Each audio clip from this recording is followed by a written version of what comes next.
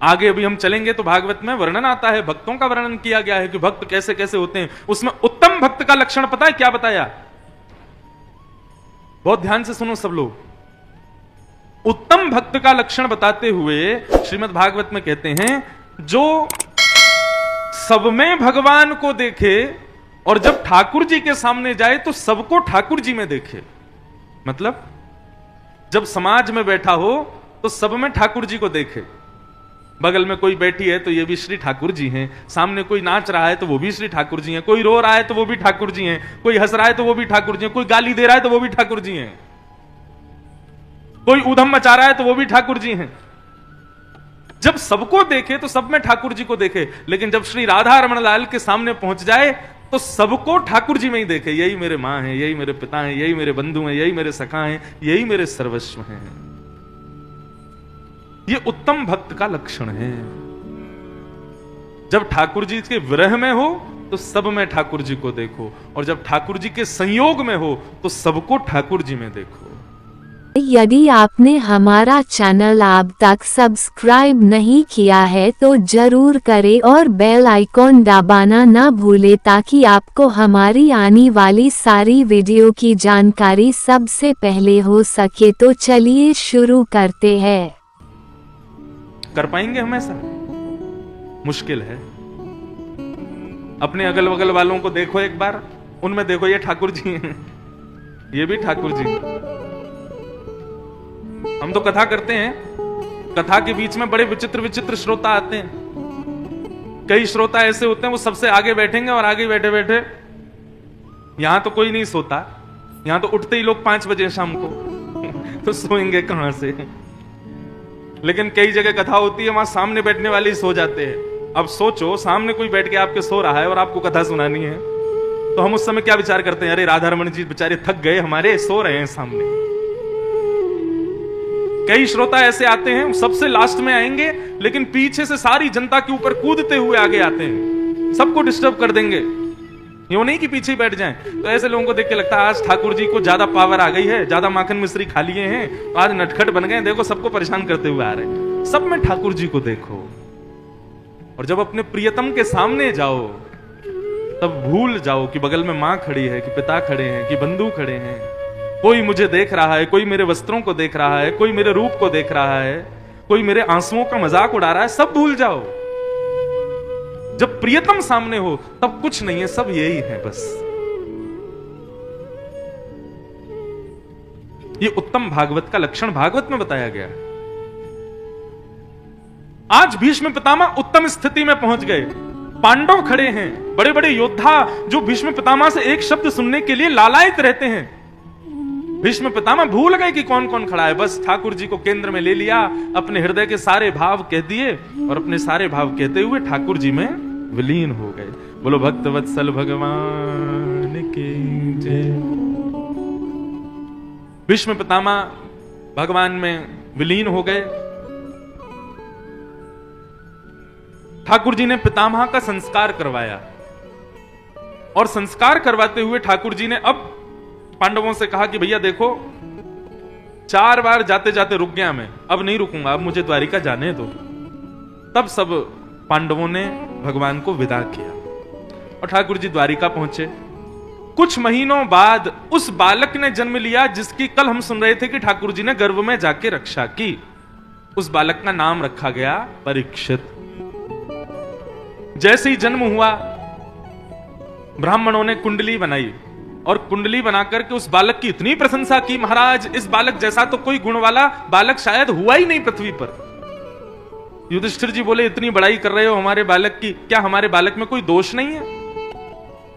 यह बात क्यों कही जा रही है, बहुत ध्यान से सुनना। अब कोई आप में गुण ही गुण बता रहा है कि आप में ये अच्छाई है, आपके हाथ में ये अच्छी रेखा है, आपके कुंडली में ये अच्छाई है, उससे पूछना तो हम में कोई दुर्गुण नहीं है क्या? क्यों? क्योंकि पृथ्वी पर यदि हमारा जन्म हुआ है तो यह बात निश्चित है कि हम में दुर्गुण तो होगा। चाहे व्यासपीठ पर बैठा व्यास हो, चाहे प्रधानमंत्री की गद्दी पर बैठा मंत्री हो, चाहे कितना भी बड़ा मठाधीश हो, चाहे कितना भी बड़ा तपस्वी हो, मैं हाथ जोड़ के निवेदन करूं, यदि पृथ्वी पर जन्म लिया है तो हो ही नहीं सकता कि उसमें कोई दोष नहीं होगा। सब में होता है, कोई दूध का धुला नहीं है इस संसार में। सबके भीतर कोई ना कोई पाप विद्यमान है। यदि हम लोगों में सद्गुण ही सद्गुण होते तो हम पृथ्वी पर नहीं आते, हम स्वर्ग में रहते, हमको कोई देवता की पदवी मिली होती। यदि हम में दुर्गुण ही दुर्गुण होते तो हम नरक में होते। सद्गुण और दुर्गुण दोनों बराबर हैं, इसलिए पृथ्वी पर आए। करना क्या है? ना तो सद्गुणों को बढ़ाना है ना दुर्गुणों को बढ़ाना है, दोनों को शून्य करना है। आप कहोगे दुर्गुण शून्य करना है, ये बात तो समझ में आती है, लेकिन आप कह रहे हो सद्गुण भी शून्य करने हैं। देखो ये बहुत गहरी बात है भागवत की, अगर समझ में आ जाए तो समझ जाना। भगवान नृसिंह कहते हैं प्रहलाद जी से कि प्रहलाद, यदि व्यक्ति को मेरी प्राप्ति करनी है तो उसको सद्गुण भी शून्य करने पड़ेंगे, मतलब अपने पुण्य भी शून्य करने पड़ेंगे और पाप भी शून्य करने पड़ेंगे, तभी मेरी प्राप्ति होगी। क्यों? यदि पुण्य शेष रह गए तो पुण्य के प्रभाव से व्यक्ति को स्वर्ग जाना पड़ेगा।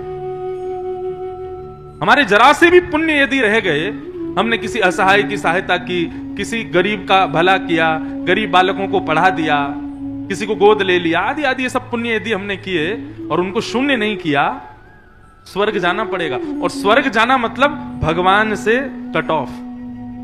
माफ कीजिएगा, वैष्णव लोग स्वर्ग की कामना नहीं करते। स्वर्ग क्या है? स्वर्ग एक प्रकार का होटल है बस। आपने 5,000 रुपए डेस्क पर जमा कर दिए, आपको 5 स्टार होटल का रूम मिल जाएगा, उसमें खाओ पियो ऐश करो आनंद करो। सुबह 12 बजे चेकआउट टाइम है, 1 बजे तक यदि रुकने का प्रयास करोगे तो होटल वाले आपको निकाल देंगे, बोलेंगे या तो 5,000 और जमा करो नहीं तो निकलो यहां से। ठीक ऐसा ही स्वर्ग है। आप जितना पुण्य पृथ्वी पर करोगे उस पुण्य के प्रभाव से आपको स्वर्ग मिलेगा। और जैसे ही आप स्वर्ग जाओगे पुण्य कम होने लग जाएंगे, धीरे धीरे धीरे जैसे ही पुण्य समाप्त होंगे स्वर्ग से धक्का दे दिया जाएगा, जाओ पृथ्वी पर फिर से पुण्य कमा के लाओ, तब आना यहां पे। वैष्णव जो भगवत प्राप्ति करना चाहते हैं वो स्वर्ग की कामना नहीं करते, इसलिए पुण्य शून्य करना है। अब प्रश्न आता है कि पुण्य शून्य को होगा कैसे? पुण्य और पाप दोनों क्षीण होंगे कैसे? भागवत की कथा में वैसे एक बात कहें, कागज कॉपी लेके बैठा करो, कोई ना कोई बात ऐसी होती है व्यासपीठ से वो लिखने योग्य होती है। वर्णन करते हैं पाप शून्य होंगे परोपकार करने से। असहाय लोगों की जितनी सहायता करोगे, जितनी सेवा करोगे, उतनी जल्दी आपके पाप कम होते चले जाएंगे। अब आई बात पुण्य कैसे कम होंगे? तो उपस्थित भोगों को भोगने से पुण्य कम होंगे। जैसे कि बढ़िया अपने लिए घर बनाओ, गाड़ी खरीद लो, समय समय पर कहीं ट्रिप मारने चले जाओ, घूमने चले जाओ, जो व्यवस्था मिलती जाए अपने आप प्रयोजन मत करो, जो ठाकुर जी दे दें, जो मिल जाए उसको भोगो, उसको भोगने से पुण्य कम होंगे। और ये दोनों जब शून्य हो जाएंगे तब ठाकुर जी की प्राप्ति होगी। अब प्रश्न आता है कि ये शून्य होंगे, हमको कैसे पता चलेगा? जैसे ही पाप और पुण्य शून्य हो जाएंगे तो स्थिति ये होगी कि आप जिसको देखोगे उसमें गुण ही गुण दिखाई देंगे, किसी में दुर्गुण दिखाई नहीं देंगे। ये पाप पुण्य शून्य होने की स्थिति है। अभी हम लोगों की आंखें कैसी हैं? हम जिसको भी देखते हैं उसमें दुर्गुण निकाल लेते हैं। इसकी चाल तो देखो, इसकी ढाल तो देखो, बोलता कैसे है? बैठता कैसे, ये खाता कैसे है, अरे इसके विचार अच्छे नहीं है, थोड़ा सा लोभी है, थोड़ा सा क्रोधी है। इस प्रकार हम दूसरों में दोष देखने लग जाते हैं। लेकिन पाप पुण्य दोनों जब शून्य हो जाते हैं ना, तब स्थिति होती है सारे दोष खुद में दिखाई देते हैं, बाकी सब लोगों में तो गुण ही गुण दिखाई देते हैं। ये पाप पुण्य शून्य होने की स्थिति में होता है। बताओ ऐसा है हमारे साथ? हमको सब में गुण दिखते हो और अब खुद में दुर्गुण दिखता हूं, ऐसा स्थिति है? आपके महाराष्ट्र में एक संत हुए विनोबा भावे, वो क्या कहते थे? संत और राक्षस की परिभाषा, वो कहते थे संत की परिभाषा जो सब में गुण देखे, खुद में दुर्गुण देखे। और राक्षस की परिभाषा बोले सब में दुर्गुण देखे और खुद में सारे गुण ही गुण देखे। ये राक्षस। रावण राम जी में भी दुर्गुण देखता था, कंस श्री कृष्ण में भी दुर्गुण देखता था, इसलिए तो राक्षस है। इसलिए भैया अन्यश्च दोष गुण चिंतन माशु मुक्त्वा, दूसरों में दोष देखना बंद करो। ऐसी दृष्टि बनाओ, ऐसा स्वभाव बनाओ, जो कमी है, जो भी कुछ है सब मुझ में है, संसार में कुछ नहीं है। ये स्थिति आपके पाप पुण्य को शून्य करेगी, भगवत प्राप्ति कराएगी।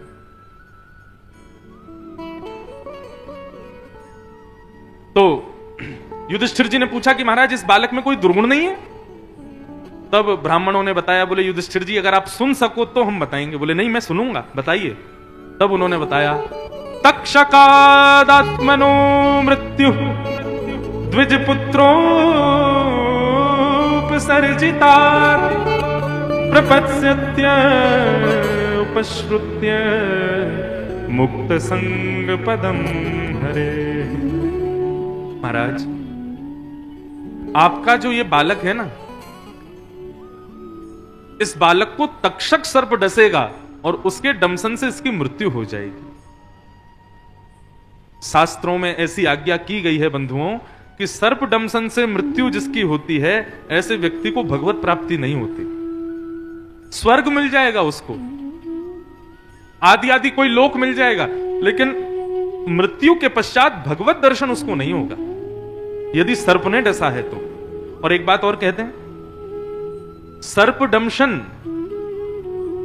यह भी कहीं कहीं कहा गया है कि ब्राह्मणों का निरादर करने से और वैष्णवों की निंदा करने से, वैष्णवों के अपराध करने से सर्प दंशन होता है।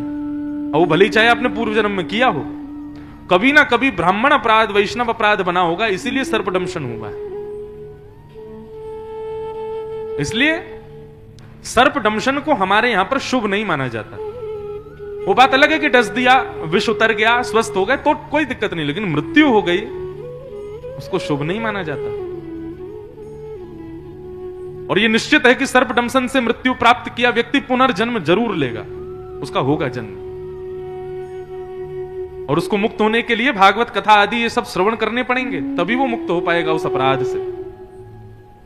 तो जैसे ही युधिष्ठिर ने सुना कि हमारे इस बालक को सर्प डसेगा, ब्राह्मण देवताओं से बोले, भगवान ये आपने क्या बता दिया? बोले हम पहले ही कह रहे थे हृदय पे पत्थर रख लो, क्योंकि आपका ये बालक ब्राह्मणों का अनादर करेगा, इसलिए इसको सर्प डसेगा, श्राप लगेगा। लेकिन प्रभु चिंता मत कीजिए, इसकी कुंडली में ऐसा योग है, उपश्रुत्य प्रपत्स्यत उपश्रुत्य मुक्त संग पदम हरे।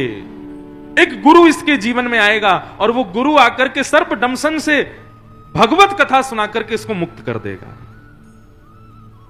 कहने का अभिप्राय, सर्प दंशन अशुभ है, लेकिन सर्प दंशन के अवस्था में यदि गुरु कृपा कर दें तो सर्प दंशन का पाप भी नष्ट हो जाएगा। गुरु कृपा में इतनी सामर्थ्य है।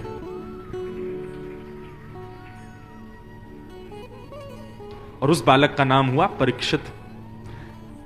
भगवान भी आए परीक्षित से मिलने के लिए, पुनः लौट करके द्वारिका गए। अर्जुन भगवान को छोड़ने के लिए गया, लेकिन लौट करके आया तो महीनों बीत गए। आज युधिष्ठिर जी मन में विचार करने लगे, अर्जुन को इतने दिन हो गए द्वारिका गए, अभी तक अर्जुन लौट करके नहीं आया। चिंता करने लगे और तभी मुख्य द्वार पर देखा कि एक दीनहीन सा व्यक्ति आकर के खड़ा है। समीप जाकर के देखा तो वो दीनहीन सा व्यक्ति कोई और नहीं था, अर्जुन ही था। युधिष्ठिर जी बोले, अर्जुन ये तुम्हारी स्थिति क्या हो गई? तुम्हारा मुकुट कहां है? तुम्हारे कवच कहां है? तुम्हारा चेहरा इतना तेजहीन क्यों लग रहा है? तब रोते हुए घुटनों के बल बैठ करके अर्जुन कहते हैं कि वंचितो हम महाराज हरिणा बंधुरूपिण येन मे पहितम तेजो देव विस्मापनम महत। भैया, जिन श्री कृष्ण की कृपा से आज हम हस्तिनापुर की गद्दी पर बैठे हैं, जिन कृष्ण की कृपा से मेरा गांडीव धनुष जैसे ही मैं उठाता था तो सामने खड़े हुए बड़ी बड़ी तिमिंगल मछली रूपा योद्धा थरथर कांपने लगते थे, जिन कृष्ण की कृपा से इंद्र का आधा सिंहासन हमेशा खाली रहता था, अर्जुन जब चाहे आकर के बैठ सकता है, जिन कृष्ण की कृपा से हम पांचों पांडवों को महाभारत युद्ध में खरोंच तक नहीं लगी, वो कृष्ण आज अपनी लीला पूरी करके हम लोगों को अकेला छोड़ करके चले गए। भगवान अपने धाम को चले गए, उनकी लीला पूरी हो गई। जैसे ही ये शब्द सुना कि भगवान कृष्ण अपनी लीला का संवरण करके चले गए, युधिष्ठिर ने उसी समय मौन धारण कर लिया, बोले नहीं फिर कुछ। बंधुओं, एक बात हाथ जोड़ के निवेदन कर दूं, एक कुछ समय से ना एक बात बड़ी प्रचलित हो गई। श्री जगन्नाथ भगवान के विग्रह के रूप में एक कथा बड़ी गलत सुनाई जाती है, और उसको इस प्रकार से सुनाया जाता है कि भगवान श्री कृष्ण ने जब अपनी लीला पूरी करी, तो मुझे तो कहने में भी बहुत संकोच होता है, लेकिन बोलते हैं लोग कथाओं में, उनके श्री विग्रह को जब चिता पर रखा गया, राम राम राम, ऐसा नहीं बोलना चाहिए। भगवान परम चैतन्य हैं, उनका अंतिम संस्कार नहीं होता, उनको चिता पे नहीं रखा जाता। भगवान गीता में कहते हैं, मैं मानव की तरह पांच भौतिक में मिलने वाला हूं, ऐसा जो व्यक्ति सोचता है वो तो अपवित्र है ही, उसको देखने वाला भी अपवित्र हो गया है।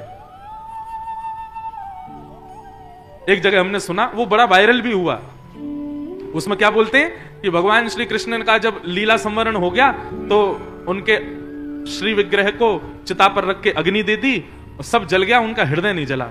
मुझे तो बोलने में भी मेरी जीभ कांपती है। और उनका हृदय जो है वो समुद्र में बहता बहता बहता जगन्नाथपुरी पहुंच गया, उसी हृदय को श्री जगन्नाथ भगवान के हृदय अंदर धारण कर दिया। आज तक वो हृदय जगन्नाथ जी के भीतर बैठा है। हाथ जोड़ के प्रार्थना है, कभी ऐसा विचार कोई कहे भी ना, उसको टोक देना, महाराज आप क्षमा करें, ऐसा मत बोलिए, ये गलत है, बिल्कुल ऐसा कभी नहीं हुआ था। श्रीमद् भागवत में स्पष्ट वर्णन है कि भगवान श्री कृष्ण जब अपनी लीला पूरी कर रहे थे, तब उद्धव ने प्रणाम करते हुए कहा कि हे नाथ, आप यदि चले गए धरती से तो हम भक्तों का क्या होगा। ठाकुर जी बोले, उद्धव मेरी ओर देखो। उद्धव भगवान की ओर देखने लगा तो ठाकुर जी एक ज्योति में परिणत हो गए, और 7 बार आकाश में भ्रमण करते करते तिरोधाय प्रविष्टोयम श्रीमद् भागवतार्णवम, ठाकुर जी की वह ज्योति श्रीमद् भागवत में प्रविष्ट हो गई। भगवान अंतर ध्यान होते हैं। ठाकुर जी का हमारी आपकी तरह ये सब क्रिया नहीं होती सांसारिक। ऐसा कभी सुनिएगा भी मत, आगे से कोई कहे तो, मैं पहले ही सावधान कर दूं।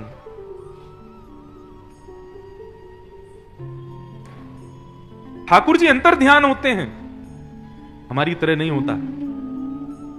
वो परम चैतन्य हैं। हाँ, वो बात सत्य है कि जैसे जन्म हम लोग लेते हैं, ऐसे ठाकुर जी जन्म लेते हैं। 9 महीना मातृ गर्भ को सुख प्रदान करते हैं, पूरी लीला बालकों की तरह करते हैं, मानवों की तरह व्यवहार करते हैं। लेकिन इतना करने के बाद भी वो 100 नहीं 200% परब्रह्म परमात्मा भगवान है, और वो चैतन्य है, हमारी आपकी तरह जड़ नहीं है। वो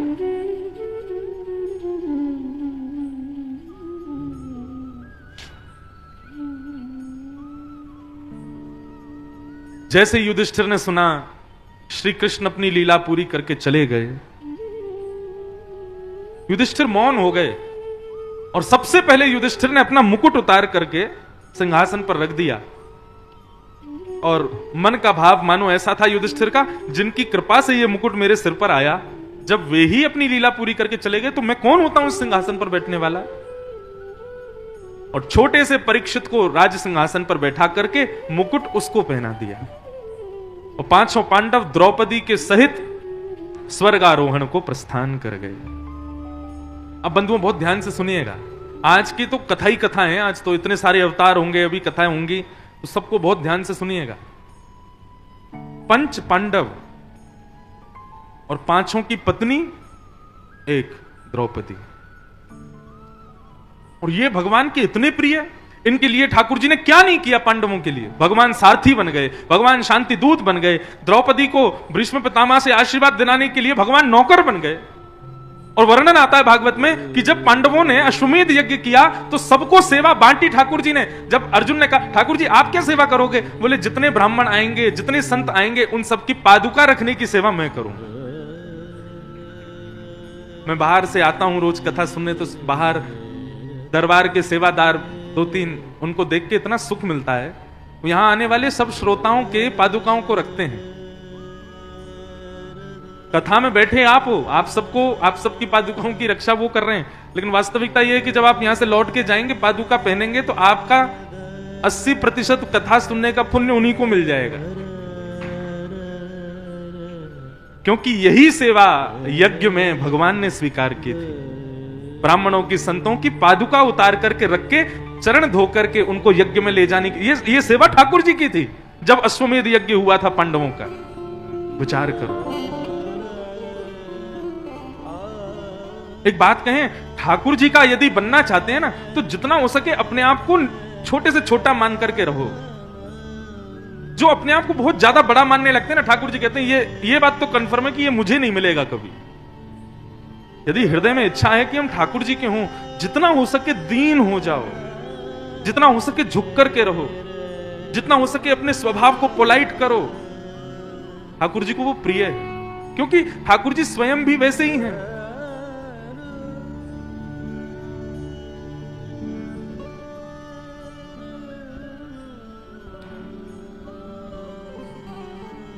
पांच पांडव, और इनके लिए ठाकुर जी ने क्या नहीं किया।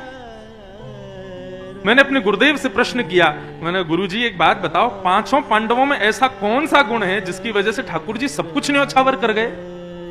हमारे गुरुजी ने एक प्रसंग सुनाया, मैं आपको सुनाऊं, बहुत ध्यान से सुनना।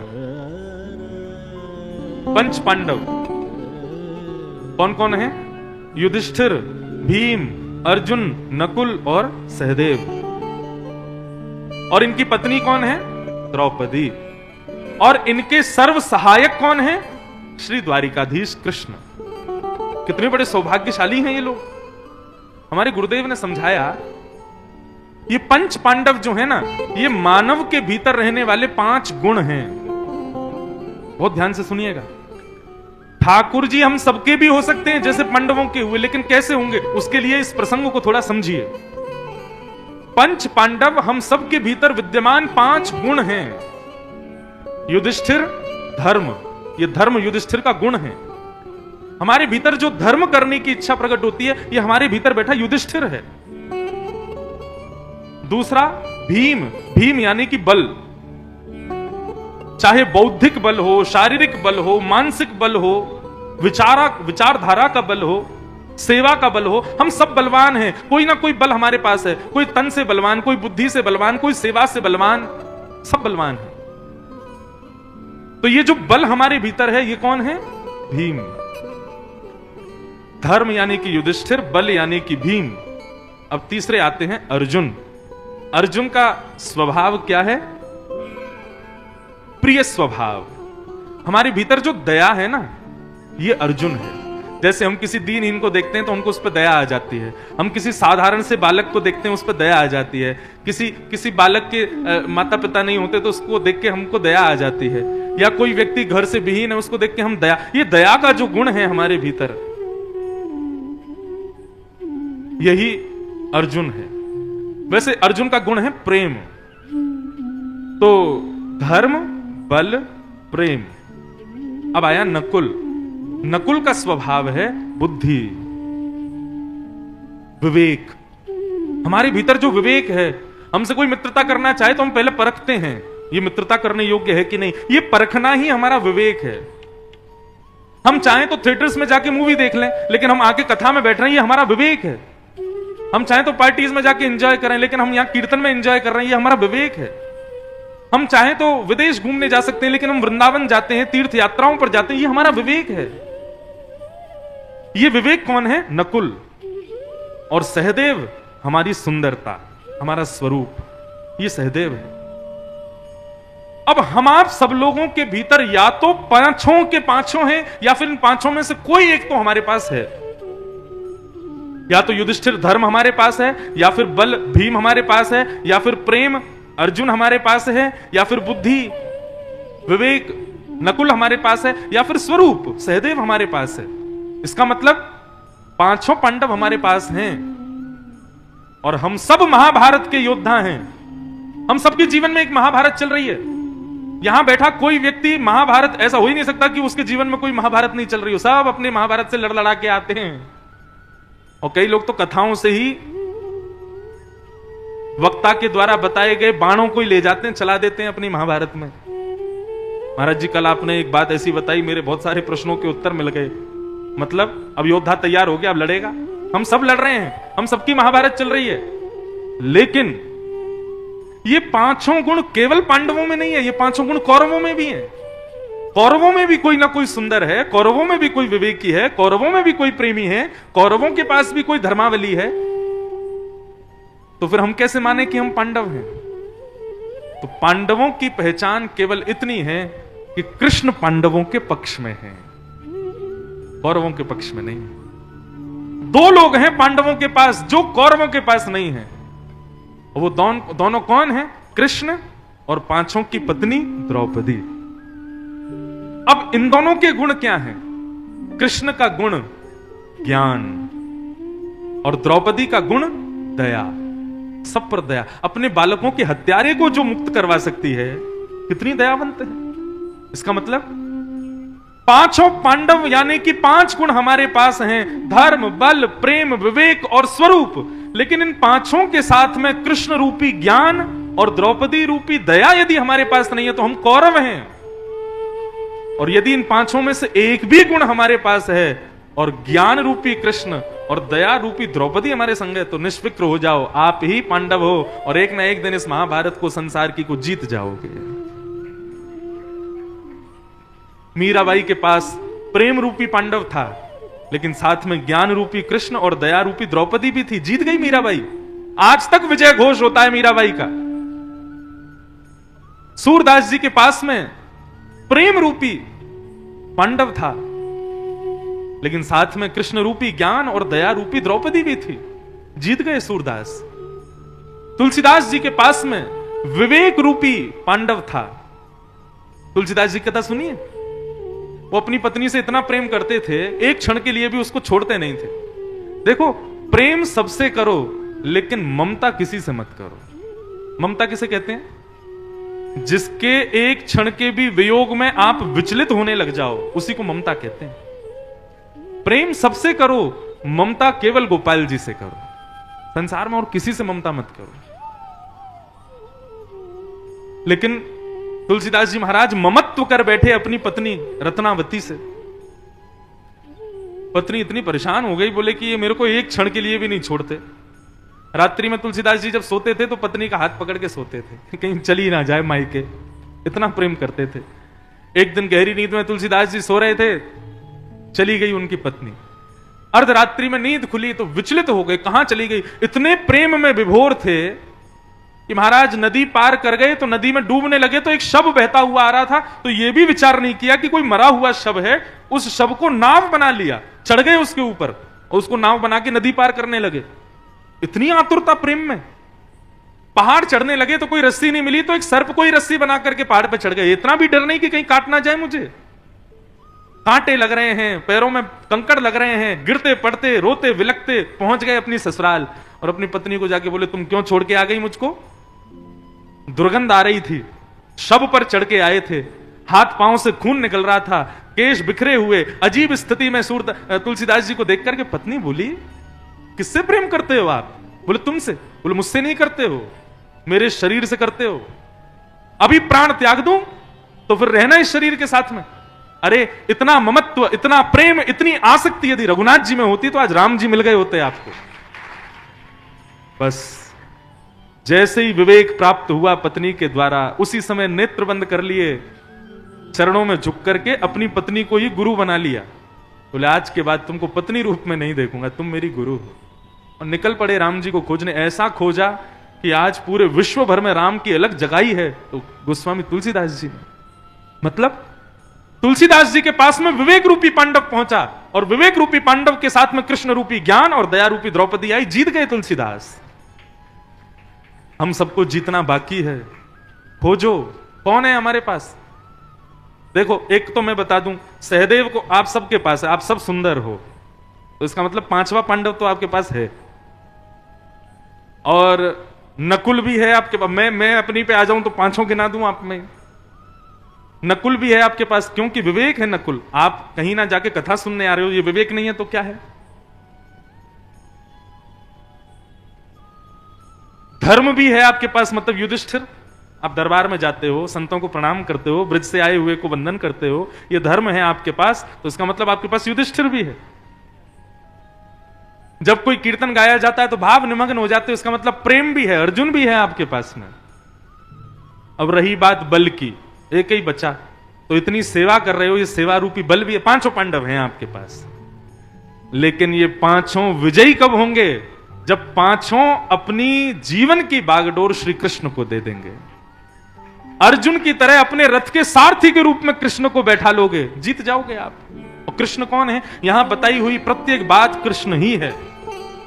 यहां व्यासपीठ से मैं नीचे जाके कुछ भी बोलूं मुझे मत सुनना, लेकिन यहां बैठ के मैं जो कहूं उसको शब्द ना समझ के कृष्ण समझ के स्वीकार कर लेना, आप जीत जाओगे अपनी महाभारत।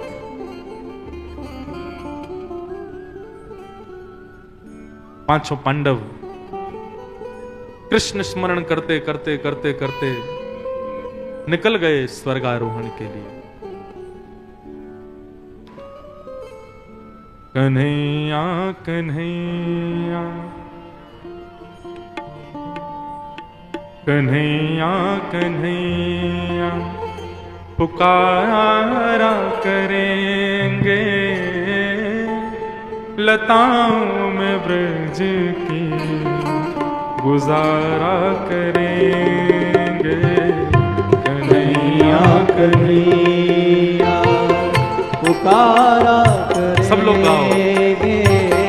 लताओं में ब्रज की गुजारा करेंगे। कन्हैया कन्हैया पुकारा करेंगे, लताओं में ब्रज की गुजारा करेंगे। कताल में जाके कन्हैया पुकारा करेंगे, लताओं में ब्रज की गुजारा करेंगे। ओ कहीं तो मिलेंगे वो बांके बिहारी, कहीं तो मिलेंगे वो बांके बिहारी, कहीं तो मिलेंगे वो रमण बिहारी, कहीं तो मिलेंगे वो रमण बिहारी। उन्हीं के चरण चित लगाया करेंगे, उन्हीं के चरण चित लगाया करेंगे। कन्हैया कन्हैया पुकारा करेंगे, लताओं में ब्रज की गुजारा करेंगे।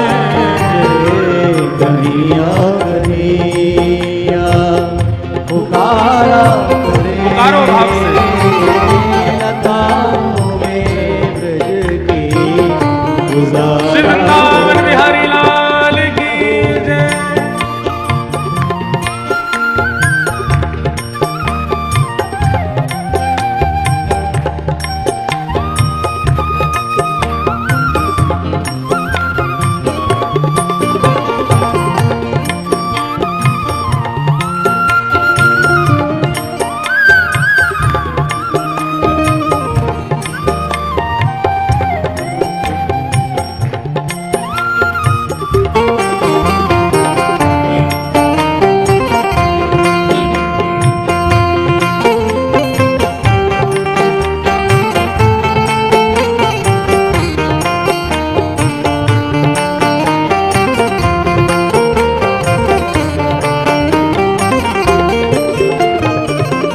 उन्होंने नचाए हैं ब्रह्मांड सारे, उन्होंने नचाए हैं ब्रह्मांड सारे, उन्होंने नचाए हैं ब्रह्मांड सारे।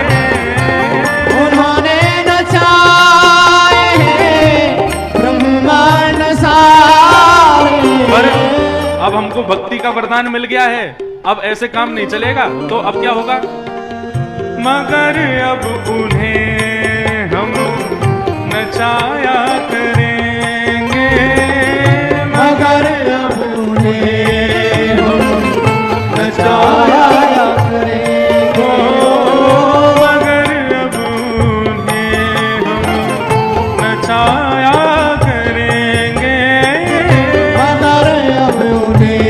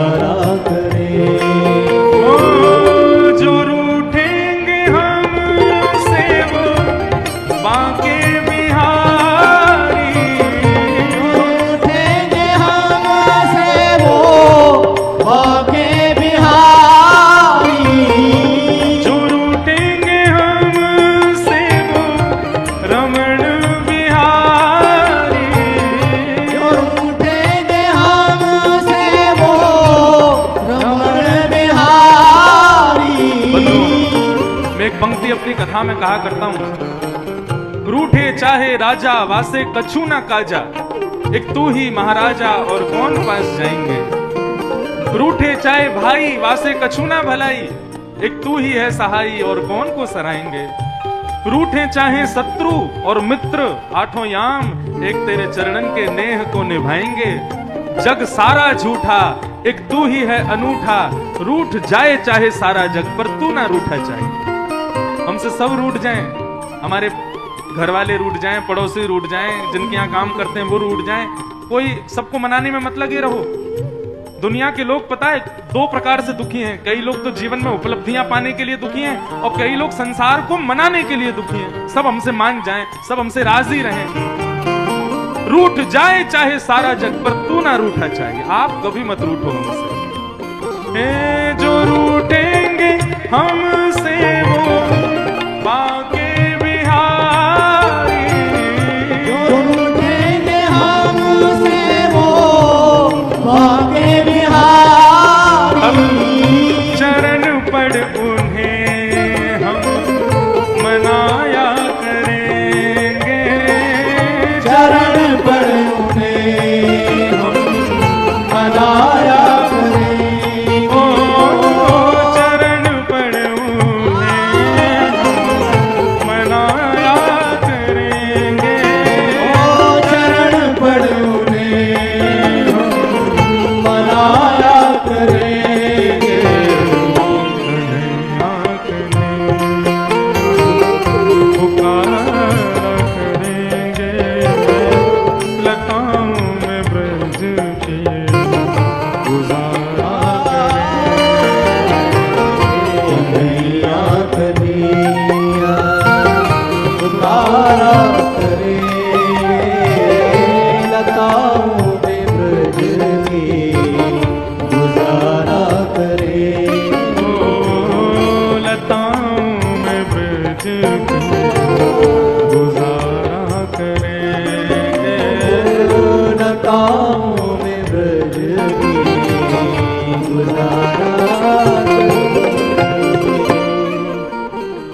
वत्सल भगवान की।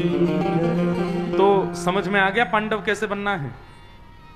हम सबकी महाभारत चल रही है।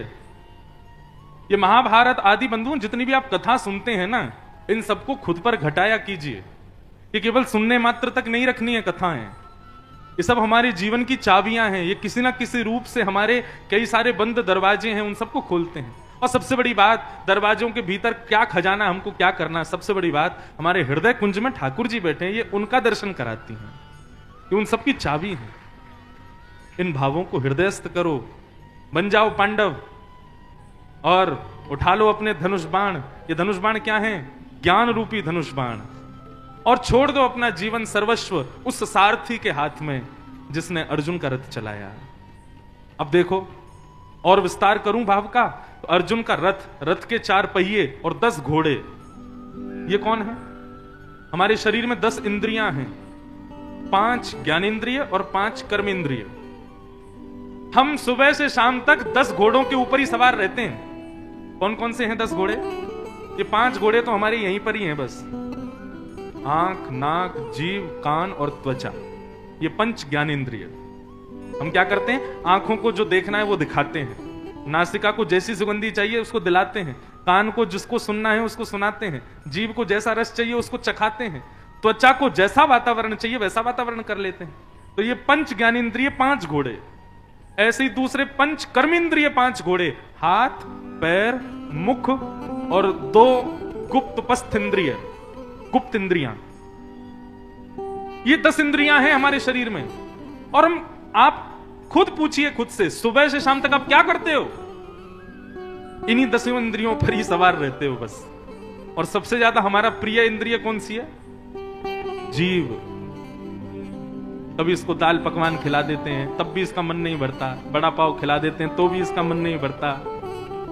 और क्या बनता है? हाँ, सिंधियों में पापड़ भी बहुत खाते हैं। पापड़ के बिना तो कोई काम ही नहीं होता है।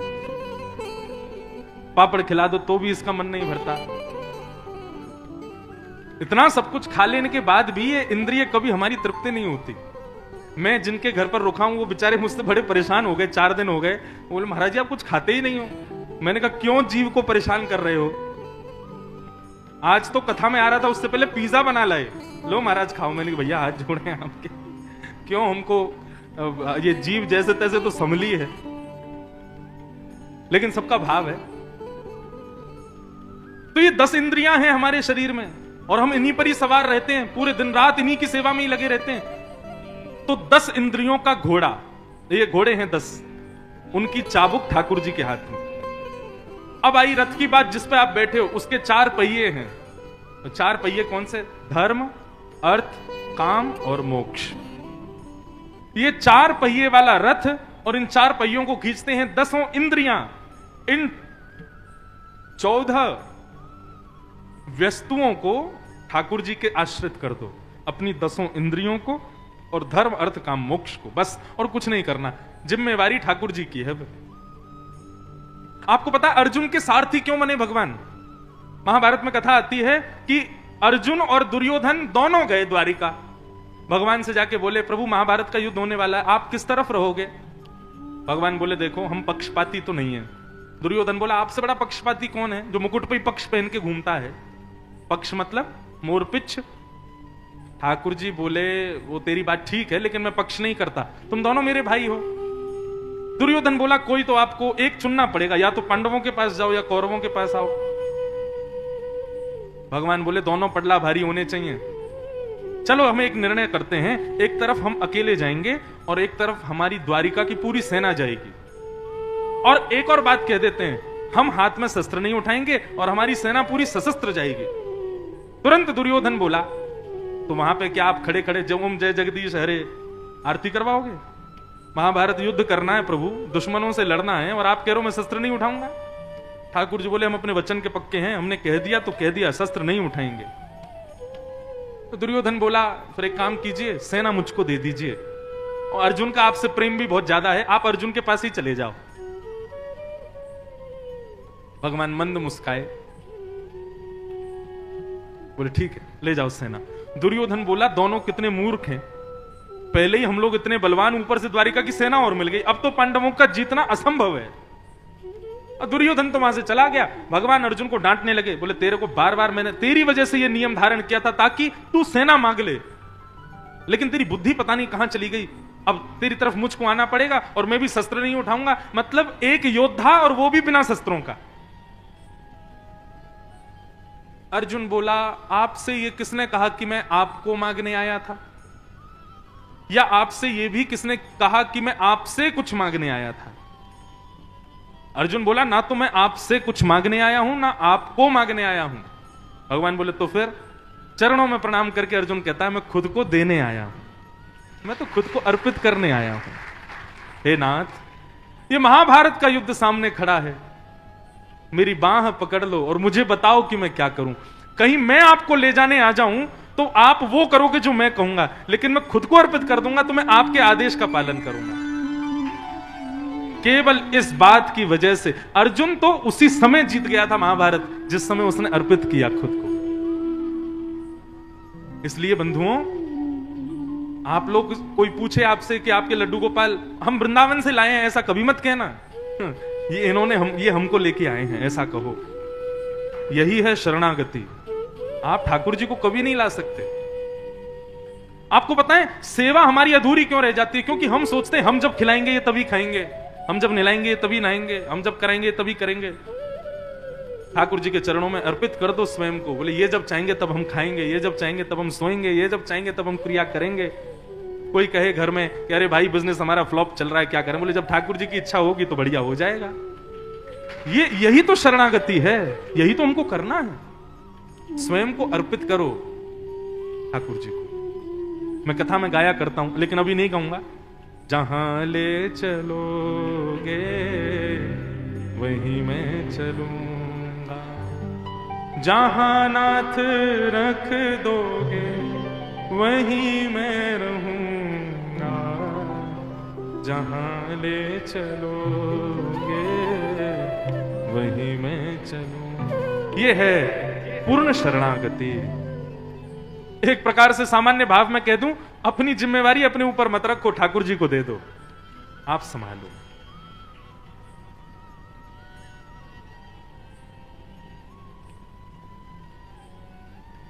पांडवों ने स्वर्गारोहण किया, परीक्षित को राजा बना दिया। परीक्षित धीरे धीरे बड़ा हुआ, परीक्षित का ब्याह हुआ, परीक्षित की संतान हुई। परीक्षित ऐसे राजा थे कि परीक्षित के यहां पर कोई भी गलत कार्य नहीं होता था।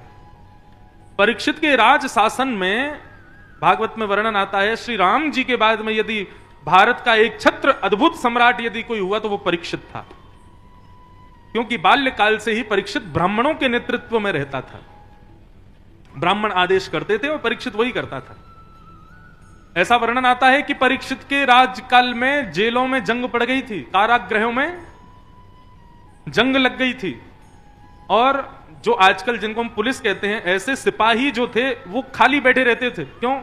कोई अपराधी नहीं करता था, कुछ गलती नहीं होता था, सब बढ़िया बना रहता था। ऐसा परीक्षित का राज्य शासन था। लेकिन एक बार एक घटना घटी। परीक्षित सब जगह भ्रमण करने जाते थे। एक बार जंगल में भ्रमण कर रहे थे, तभी परीक्षित ने क्या देखा? भैरव। परीक्षित ने क्या देखा कि एक बैल, बैल समझते हैं? वृषभ। एक वृषभ, उसके 3 पैर कटे हुए हैं, केवल एक पैर पर खड़ा है, और एक अत्यंत भयानक व्यक्ति उसके 4थे पैर को भी काट रहा है। परीक्षित देखकर के आश्चर्यचकित हो गए, मेरे राज्य में यह कैसे संभव हो सकता है?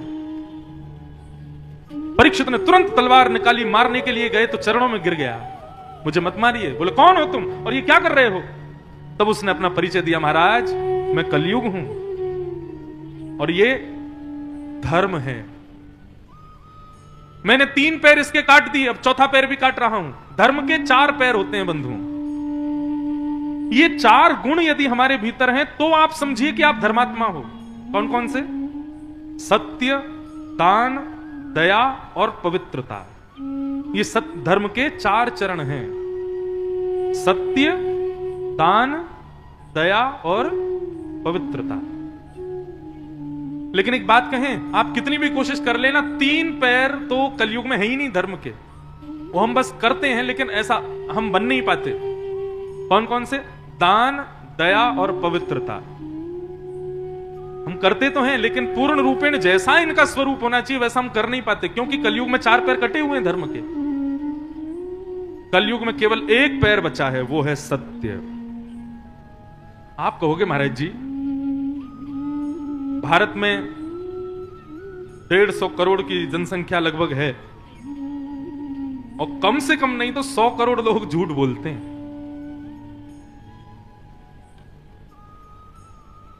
झूठ बोलते हैं कि नहीं? सब लोग झूठ बोलते हैं। फिर आप कैसे कह सकते हो कि धर्म सत्य के पैर पर खड़ा है? कलयुग में केवल सत्य ही बचा है, सत्य तो है ही नहीं, लोग झूठ ही झूठ बोलते हैं केवल। तो सत्य कैसे बचा है? हम किसी ना किसी रूप में सत्य के बिना रह नहीं सकते। हम बोलते भले ही झूठ हैं, लेकिन जब सुनने की बारी आती है तो हम भी सत्य ही सुनना चाहते हैं। इसलिए धर्म सत्य के पैर पर खड़ा है। चोर चोरी करता है और 4 चोरों ने चोरी करी, और उसके बाद में चारों क्या कहते हैं? हाँ भाई अब एक काम करो। बोले क्या? बिल्कुल ईमानदारी से जितना चोरी करके लाए हो चारों में बांट दो। चोरी ईमानदारी का काम है, लेकिन उसमें भी चोर कहते हैं कि ईमानदारी से बांटो। तो कहीं ना कहीं हम लोग सत्य के बल पर ही टिके हुए हैं। जिस दिन सुनने में भी सत्य खत्म हो जाएगा, उसी दिन घोर कलयुग आ जाएगा, और आ ही रहा है, धीरे धीरे अब हो रहा है प्रारंभ। तो कलयुग में केवल सत्य के पैर पर खड़ा है धर्म। बाकी दान, दया और पवित्रता ये तो है ही नहीं मानवों के अंदर, और जितनी है ये केवल दिखावे मात्र की है। परीक्षित ने कहा कि मेरे राज्य को छोड़ करके जाओ। कलयुग बोला महाराज कहां जाऊं? सतयुग जाता है, त्रेता आता है, त्रेता जाता है, द्वापर आता है, द्वापर चला गया, मेरी बारी है, मैं तो आऊंगा, मैं नहीं जा सकता। लेकिन हां, यदि आप चाहते हो कि मैं कहीं चला जाऊं तो आप एक काम कीजिए, मुझे कुछ स्थान दे दीजिए, मैं वहीं रहूंगा। और कलयुग को राजा परीक्षित ने 5 स्थान दिए हैं। बहुत ध्यान से सुनिएगा बंधुओं इस विषय को। हम व्यासपीठ से घोषणा करते हुए अपनी कथा में कहते हैं, यदि कोई व्यक्ति इन 5 स्थानों से बच गया, समझ लेना उस पर कलयुग का कोई प्रभाव नहीं होगा। और ऐसा व्यक्ति यदि यह भी कहे कि मैं सतयुग का प्राणी हूं, तो इसमें भी कोई अतिशयोक्ति नहीं है। कलयुग का निवास केवल 5 जगह पर है, लेकिन आप आश्चर्य करोगे फिर भी कहीं ना कहीं से हम लोगों के ऊपर कलयुग हावी है। इसका मतलब यह है इन 5 स्थानों में कहीं तो हमारा प्रवेश है। और ये 5 स्थान कौन कौन से? कि द्योतम पानम स्त्रियः सूना यत्राधर्मश्चतुर्विध पुनश्च याचमानाय जातरूप मदात् प्रभो। बहुत ध्यान से सुनिएगा। सबसे पहला कलयुग का निवास द्यूतम यानी कि जुआ। कई लोग खुश हो गए, हम तो खेलते ही नहीं है। जुआ केवल खेल में ही नहीं खेला जाता है, अपने घर की लक्ष्मी का गलत स्थान पर व्यय करना यह जुए के समान ही है। इसलिए हमारे शास्त्र आज्ञा करते हैं दान करो, लेकिन विचार करके करो। बंधुओं, यदि दान आपको बचना है ना कि हमारा पैसा सही जगह जाए, तो धन के प्रति 2 बुद्धि रखो, या तो मां की बुद्धि या फिर पुत्री की बुद्धि। व्यक्ति चाहकर के भी अपनी मां को गलत स्थान पर नहीं भेज सकता। अगर मां को कहीं जाना भी है तो व्यक्ति बहुत व्यवस्था करता है, ट्रेन में भी अच्छी व्यवस्था, फ्लाइट में भी बिजनेस क्लास हो, हमारी मां जा रही है उसको कोई दिक्कत ना हो, कितनी व्यवस्था करता है यदि सत्पुत्र होगा तो। और ठीक वैसे ही पुत्री के प्रति, पुत्री का ब्याह करना होता है तो ऐसे ही नहीं कहीं भी कर दिया, वो पिता पूरी सब चीज देखता है, योग्य होगा, सुंदर होगा, सुशील होगा, गुणवान होगा, पुत्री को प्रिय होगा तब देगा। ठीक वैसे ही धन का व्यय करते समय भी हमें ये 2 बुद्धि धन के प्रति रखनी चाहिए। ये हमारी मां है। देने से पहले 3 बार सोचो कि स्थान योग्य है कि नहीं, हमको देना चाहिए कि नहीं। इसका मतलब ये ज्यादा अपने ऐशो आराम में जो हम लोग पैसा खर्च करते हैं ना, ये एक प्रकार से भोग है। लक्ष्मी का प्रयोग ज्यादातर दान में या फिर योग में ही व्यतीत करो, भोग में नहीं। तो पहला कलयुग का स्थान क्या है? द्यूतम, जुआ। जुए का सीधा सीधा अर्थ होता है पैसे को दांव पर लगाना। कई लोग क्या कहते हैं, आज बारिश होगी, लगी 500 की शर्त, ये जुआ है। ये 500 रुपए की जो आपने शर्त लगाई यही जुआ है। सुबह खेलने के लिए गए, कौन जीतेगा? बोले हम जीतेंगे। जीतने वाले को हारने वाले 100 रुपए देंगे, ये जुआ है। यदि आपको ज्यादा ही शौक है ये सब करने का, तो पैसे की जगह व्यंजन रख लो। हाँ भाई, हारने वाला जीतने वालों को रसगुल्ला खिलाएंगे, आज अगर बारिश हो गई तो तेरे को समोसा खिलाऊंगा, ऐसा कर लो, लेकिन पैसे का प्रयोग मत करो। तो पहला कलयुग का निवास स्थान क्या है? जोर से बोलो, ये याद करने हैं आपको, जुआ, द्यूतम। दूसरा कलयुग का स्थान है पानम। पानम में कलयुग निवास करता है। बंधुओं, अब तक किया तो कोई बात नहीं, क्षमा है, अब मत करना। पानम में कलयुग रहता है। क्यों रहता है?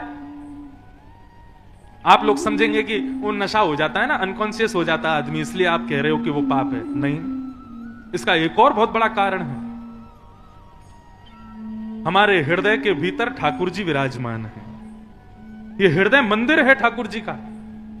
कोई मंदिर में जाके पीता है, कोई मंदिर में जाके सिगरेट पीता है, कोई मंदिर में तंबाकू खाता है, कोई मंदिर में मांस खाता है? नहीं खाता। क्यों? ये मंदिर है भैया, यहां भगवान रहते हैं। तुम्हारा देह भी मंदिर है, उसमें भी भगवान रहते हैं। और किसी और ने नहीं कहा है, स्वयं भगवान गीता में कहते हैं, ईश्वरः सर्व भूतानाम हृदय सेर्जुन तिष्ठति। अर्जुन, मैं कहां हूं? सबके हृदय में। इंसान के बनाए मंदिर में कुछ गलत नहीं खाता, कुछ गलत नहीं पीता, लेकिन भगवान के बनाए हुए शरीर में सब गलत खाते हैं, सब गलत पीते हैं। इसलिए आज तक किया तो कोई बात नहीं, लेकिन आज संकल्प लीजिए, अब नहीं करेंगे। ये देह देवालय है बंधुओं, हमारे हृदय कुंज में ठाकुर जी बैठे हैं। सदैव उस वस्तु को ग्रहण करो जो ठाकुर जी को अर्पित कर सकते हो। जो ठाकुर जी को अर्पित नहीं करते वो अपने अंदर भी मत लीजिए। बाहर के ठाकुर जी आपके मंदिर के, उनको तो बढ़िया भोग लगाते हो, लेकिन खुद की खाने की बारी आती है सब गंदा गंदा खाते हो, सब गंदा पीते हो। वास्तव में भोग हमारे भीतर लगाते हैं ठाकुर जी, बाहर नहीं लगाते, इसलिए इससे बचो। एक और कारण है कि पानम में कलयुग का निवास है, और वो कारण ये है, हम हमारे सामने कोई गलत कहता है तो हम क्या कहते हैं, भाई शुभ शुभ बोलो। ऐसा सुना है कि 24 घंटे में एक बार सरस्वती जीव पर बैठती है। इसका मतलब क्या है, हम सबकी जीव जो है ये सरस्वती का आसन है। आपको पता चल जाए कि इस स्थान पर सरस्वती जी आके बैठती हैं दिन में एक बार, आप उस स्थान पर इत्र लगाओगे, आप उस स्थान पर दूध घी दही खीर आदि सबसे उसको व्यवस्थित करोगे, उसको स्वच्छ करोगे, कि उस पर मदिरा डाल करके उसको गंदा करोगे। ये जीव है। जब आप कृष्ण बोलते हो ना तो ये जीव नाचने लगती है, जब आप राम बोलते हो ये जीव आनंदित हो जाती है कि आज मेरा सौभाग्य कि इसने कृष्ण कहा, राम कहा। उस जीव को इतना अपवित्र मत करो। हाथ जोड़ के प्रार्थना, इस पानम की स्थिति को त्यागो। और एक बात कहें, पानम से तो बच गए, लेकिन इसमें लग गए, इसमें लग गए, जिससे भी आप तामसी स्थिति में आ जाओ, उस सब वस्तु को आज ही त्यागो। बंधुओं, यदि इतना नहीं कर सकते आप कि अपनी जीव को नहीं बचा पा रहे हो, तो फिर आपको कथा से चले जाना चाहिए, मत सुनो कथा।